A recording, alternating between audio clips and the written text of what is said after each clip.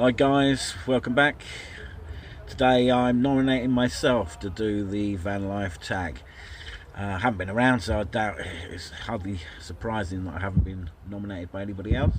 Although a couple of Vanlifers did say if you haven't been nominated, go and do it yourself anyway. So here's my VanlifeTag, 10 questions coming up.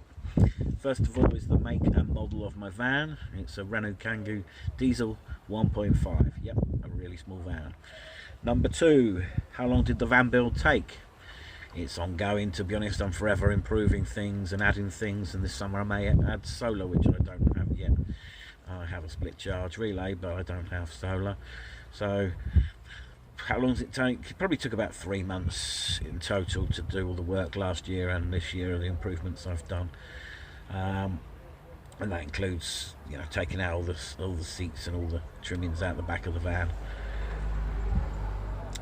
Now, favourite place to stay in the van. My favourite place ever was down at Freshwater Beach, I believe, Freshwater West perhaps, down in Pembrokeshire. And it was part of my 200-mile walk, well, the 186 miles of the Pembrokeshire coast, plus a lot of miles getting to and from the start points. And that was a particularly lovely place, just single space pull off the side of the road, and just a massive, great big wide open bay, and the wind coming up from the Atlantic, and amazing. I spent 2 nights there, including a day that I didn't walk. Yeah, what a lovely place. A worst place I've stayed in, there's been loads of them. If I get a place where I don't like, don't feel good about, I just move, don't even wait. But there was one place, and it was in the beautiful Pembrokeshire, and I was in, I think it was Goodwick, where the ferry comes in, and I, none the wiser, in the middle of the night, about 2 o'clock, I was woken by lorries and beeping and buzzing and engines and stuff, and I looked out my back window, and I could see a massive, great big Arctic reversing within a foot of my back window. Absolutely shit the life out of me. And I looked around and I realised that they were all just jamming into the car park so that they could have their overnight rest, and they'd come off the ferry, and that's obviously what they do. And one little car towards the side of the car park was a pain in the arse for them. I just, without hesitating, got dressed, jumped over the seats into the front, started the engine, drove, and I drove down to I think it was Cardigan, to the finish point of the Pembrokeshire Walk, and parked up there. It was absolutely terrifying seeing these lorries get so close to the back of the van in the middle of the night. There was no way I was going to risk getting crushed. Anyway, how many people I've had in the van at any one time? Well, the most I've ever had in this van since it's been a camper van is 2 people. Van and disasters. Yes, well, building this van last year, I got all the furniture put in, all the framing put in for everything, and I had a problem with one of the struts on the rear axle, and it was dipping down on one side and needed the mechanic that did the work said it's easier to install a whole axle than the individual struts, which can be a real pain to get out and put back in. So it was quite inexpensive to buy a second-hand one. But it meant when he took the car away, he gave me a phone call 20 minutes later and said all that stuff in the back needs to come out, which was absolutely heartbreaking, as I'd just finished all the framework. And it only took him a couple of days, got the car back, and then I had to go through that build all over again. Although it was a lot quicker, I had everything cut to size, knew what I was doing. It never exactly goes to back in the right place. So that was a real pain, and I thought it was going to set me back weeks, but luckily only a few days. Favourite van feature? Right, that's a difficult one, I suppose. I've got lots of the features of bigger vans, but then I'm also missing showers, toilets, and things like that. I think the feature that why I've gone for this particular van, and I won't do in the future, I shall go much bigger in the future when I can afford it, is its size and the fact that I can park it anywhere, and I mean anywhere, and I often have to leave a door open and the radio playing for people to realise I'm even in the van, which can be a worry sometimes. It can be too stealthy during the day, and I can make people jump. Least favourite part of the van. The least part of the van is without doubt is without having a separate cubicle with like as a shower or a toilet.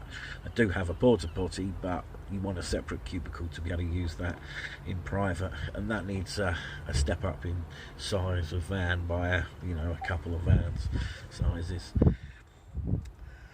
Favourite part of van life? Favourite part of van life is that freedom to do what you want, when you want, where you want. It's not having to get up for work every single day and do a job that you don't want to do. It means I can do a job that I do like doing, that doesn't pay particularly well, but it means that I can do that and be happier. And that's my point of van life. And the final bit is any tips. Yeah. Now, as a single person, you need to plan your van carefully inside. The size of van, you don't necessarily need to go for the longest, like an L3, H3 size, huge van, but you need to plan what you want to do. And it's so easy to watch a lot of other videos out there and think, oh, I want that and I want that and I want that, and before you know it, it's going to cost you 10 grand on all the things you want to do. But plan it by, if you get a small van, get a little box or a crate to sit on and work out your head height and how comfortable your legs are when they're out in front of you and how comfortable you are when you're leaning back. Have you got a nice seating point? Have you got a bed that's wide enough? Have you got all those little things first? And then worry about, do I need a diesel heater? I have a diesel heater, but I hardly use it. Even as winter as it is now, it's very mild. Do you need sink? Do you need running water? Does the running water really need to be automatic or whatever?